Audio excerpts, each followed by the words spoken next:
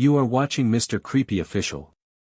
Before you scroll away, make sure you subscribe right now, because if you miss the end of this story, you might start noticing your reflection doing things you are not doing. My reflection turned its head. I didn't #mirror horror. They say mirrors don't lie. That's the first mistake. Because I used to believe that too, until the night my reflection stopped copying me. And started doing things first. It began in my bathroom. Nothing fancy. Old apartment. Flickering light. Cheap mirror mounted slightly crooked, so I always had to tilt my head to see myself properly. That night, I was brushing my teeth when I noticed something strange. I raised my left hand. My reflection raised its right.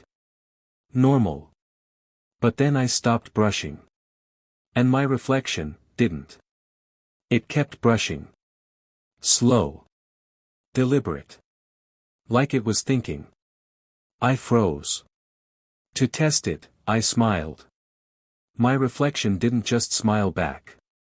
It smiled after a delay, like it was deciding whether it should. I told myself it was just tiredness. Stress. Bad lighting. I laughed it off, turned off the tap, and left the bathroom. But behind me, the mirror stayed on. Not literally. But I felt it. Like something behind the glass was still watching me leave. That night, I couldn't sleep. Every time I closed my eyes, I saw the mirror again. So I did what anyone would do. I went back to check. The bathroom was dark. But the mirror wasn't. There was a faint glow coming from it. Not light reflection. Something deeper. Like the glass itself was lit from the inside. I slowly stepped closer. And then I saw it. My reflection was there. Standing. But I wasn't in front of the mirror anymore. It was standing in a place I wasn't. A different angle. Like the mirror was showing me a version of my room that didn't match reality. And then it lifted its hand. And pressed it against the glass. From the inside. I stumbled back. The bathroom light flickered violently. And when it stabilized, the reflection was normal again. Copying me perfectly. Smiling like nothing happened. I backed out of the room and locked the door. But I swear, I heard knocking from inside the mirror. The next morning, I tried to act normal. But mirrors are everywhere. Elevator reflections. Shop windows. My phone screen when it's off. And I noticed something terrifying. They were all slightly off. Not delayed. Not reversed correctly. Wrong. Like every reflection was being controlled by something learning how to be me. At work, I caught myself staring into a black monitor screen. My reflection blinked, even when I didn't. I didn't. But it did. That's when I decided. I needed to test it properly. I bought a small handheld mirror. Locked myself in my room. And stared. For 5 minutes. Nothing. 10 minutes. Nothing. Then I blinked. My reflection didn't. It just kept staring. Then slowly, it tilted its head. Not mirroring me. Moving on its own. I dropped the mirror instantly. It cracked on the floor. And in that cracked surface, each fragment showed a slightly different version of me. Some smiling. Some crying. One was screaming with its mouth sewn shut. And one was standing behind me. Even though I was alone. I turned around instantly. Nothing. When I looked back down, all the fragments were blank. Empty glass. Like nothing was ever there. But my room felt different after that. Like something had stepped out. That night is when the real nightmare began. I woke up at 3:13 a.m. Not because of a sound. Because of silence. Absolute silence. Even the fridge had stopped humming. I sat up in bed. And noticed something wrong immediately. My bedroom door was open. I always closed it. I walked slowly toward it, and that's when I saw it. The hallway mirror. I don't own a hallway mirror. But there it was. Long. Tall. Covering the entire corridor like it had always been there. And in it, my reflection stood perfectly still. Waiting. Then it smiled. And raised its hand, and waved at me. But I didn't. I should have run. But curiosity is the kind of fear that convinces you it's safe. I stepped closer. The reflection stepped closer too. But not in sync. It was always half a second ahead. Like it knew my movements before I made them. I whispered. "Who are you?" The reflection opened its mouth. But no sound came out. Instead, the glass fogged up from the inside. And letters formed.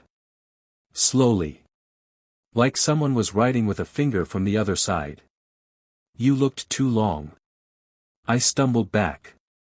The mirror suddenly cracked. Not physically. But visually. Like reality itself had fractured inside it. And through the crack, I saw another room. Not mine. Someone else's. A boy sitting in front of a mirror, staring at me. At my reflection. He smiled. And waved. And then, my reflection inside my hallway mirror turned around. And walked away. I ran back to my room. Locked the door. Covered every reflective surface I could find. Towels over screens. Clothes over windows. But it didn't matter. Because reflections don't need mirrors. They just need you to remember them. The next morning, I found something on my phone. A video. I never recorded it. But it was titled, "You Left the Mirror Open." I opened it. And saw myself sleeping. Filmed from above. But my body wasn't moving normally. It was twitching. Like something underneath was trying to adjust it. Then the camera angle shifted. And I saw it. Standing beside my bed. My reflection. Except it wasn't copying me anymore. It was wearing me. Like a suit. Trying to fit. The video ended. But the audio didn't. There was whispering. Very close to the microphone. And it said, "Now I can go outside." That's when I realized something worse. It wasn't trapped in mirrors. It was learning through them. Every reflection. Every shiny surface. Every screen. It was building me. Studying me. Replacing me. And I was the last version it needed to perfect. I tried to leave my apartment. But the hallway mirror was gone. In its place. A door. That wasn't there before. And I knew. If I opened it, I wouldn't be on the same side anymore. Still. I had no choice. I grabbed the handle. And the moment I did, I felt my reflection grab it from the other side. Not mirroring. Leading. The door opened by itself. And I saw a world that looked like mine. But slightly wrong. Too smooth. Too quiet. People walking with delayed movements. Eyes just a little too still. And everywhere I looked. Mirrors. Not placed. Not hung. But built into everything.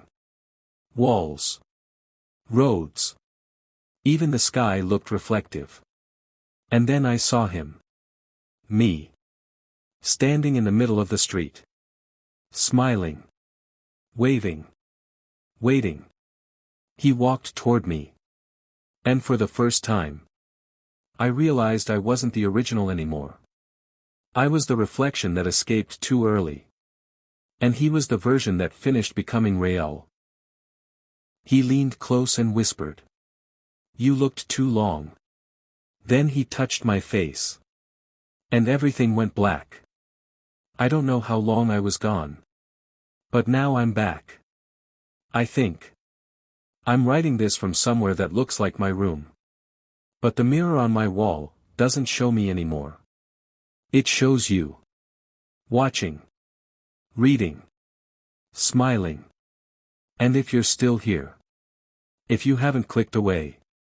That means it's already learned your face. So do me a favor. Subscribe to Mr. Creepy Official right now. Because if you don't, the next time you look in a mirror, you might notice something behind you. Already practicing your smile.